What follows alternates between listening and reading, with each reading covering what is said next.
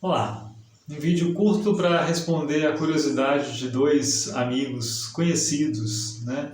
O Juliano Milling perguntou num comentário se eu podia mostrar os livros da caixinha, né? Os livros que estão nesse pequeno caixote aqui, que ficam na minha mesa justamente por serem necessários cotidianamente. Não tem nada demais aqui não, mas eu mostro para vocês a Bíblia Hebraica, né?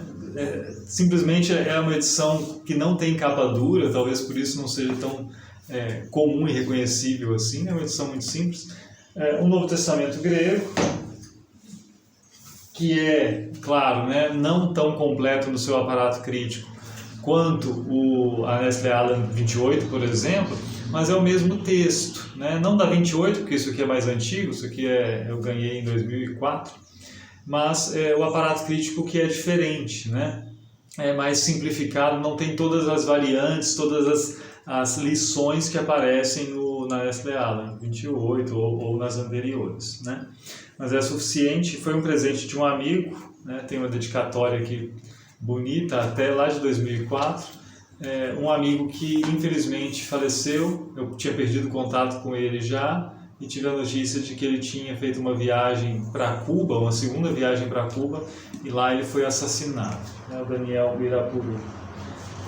Tem também aqui uma gramática do grego clássico, não é específica do Novo Testamento, mas do Smith, que é muito boa, né, referência, até pouco tempo, a melhor que se podia encontrar.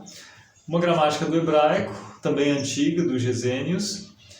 Um léxico do Novo Testamento, grego, do Thayer, que é bom, é sucinto, mas tem uma série de exemplos, de ocorrências bem interessantes, assim, eu acho bem interessante e bom de acessar, porque não tem tanta informação assim, então é meio direto ao ponto, embora suficiente. E um dicionário também reduzido, né, não é nada enorme, do Brown, do hebraico, né, bem conhecido. Também eu uso quando eu não tenho muito tempo e preciso acessar algo mais rápido, porque ele é também limitado em informação, né? É isso que tem aqui, Juliano, então, né? Não é nada demais, é a coisa simplesmente está separado aqui porque fica mais fácil de eu acessar sem derrubar uma série de livros na estante, né?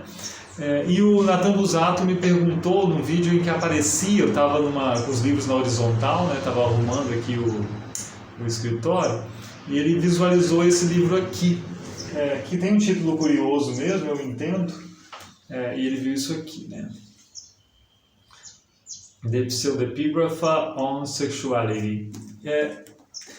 É um livro sobre a sexualidade conforme os pseudepígrafos, de um sujeito chamado William Lowder, que é um sujeito interessante, não por ter escrito esse livro simplesmente, se fosse esse livro já seria um pouco interessante, né? Mas ele escreveu outros livros sobre assuntos parecidos, eu tenho mais esse aqui, que o Nathan não conseguiu ler porque é mais curtinho, né? É mais discreto, assim, a fonte é menor, mas é Filon, Joséfo e os Testamentos, são os testamentos dos 12 patriarcas, sobre sexualidade. E ele tem uma série de outros livros, todos volumosos, assim, sobre assuntos, sobre esse assunto, né? Por exemplo, o Novo Testamento sobre sexualidade, Qumran sobre sexualidade, sexualidade, uma coisa assim, na tradição de Jesus, ou a tradição de Jesus sobre sexualidade. E ele trata disso, né? Eu tenho esses livros por quê? Né? Porque em 2013, 2014, eu estudei o tema do prazer no contexto judaico. E embora, né, prazer não é igual à sexualidade tem muito a ver com prazer, né? Prazer vai muito além de sexualidade. Sexualidade não é só prazer, mas há uma conexão entre os dois temas. O Nathan perguntou especificamente sobre esse, né, se eu podia falar mais sobre o livro. Eu digo assim, o trabalho que o Lowder faz é um trabalho de fôlego. Ele analisa aqui mais de 40 documentos, tentando encontrar o que esses autores, o que esses textos tratam de sexualidade ali, né? E como tratam de sexualidade. é interessante porque há coisas um tanto imprevisíveis, né? Há elementos imprevisíveis. Mas, no geral, né, o que a gente encontra é uma valorização da Torá, sobre o que a Torá fala sobre sexualidade, é uma tentativa de manter-se apegado aos ensinamentos e às delimitações da Torá, ao mesmo tempo em que já se nota, isso é muito interessante, um diálogo possível com o entorno greco-romano.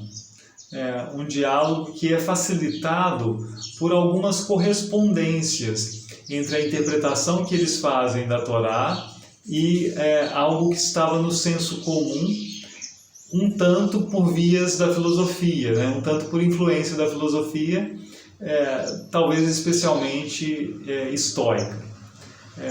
Então há uma valorização da moderação, uma valorização do autocontrole, ao mesmo tempo em que há um alerta sobre consequências de uma sexualidade desregrada.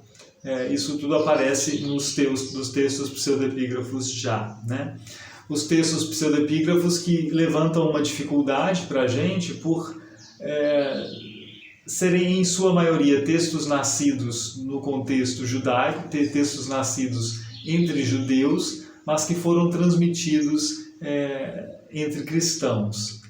Então, assim, há um debate sobre a autoria judaica ou cristã de alguns desses textos, um debate que não tem fim, e certamente, mais certo que um problema de autoria, há o problema das interpolações, claramente interpolações cristãs nesses textos judaicos, né?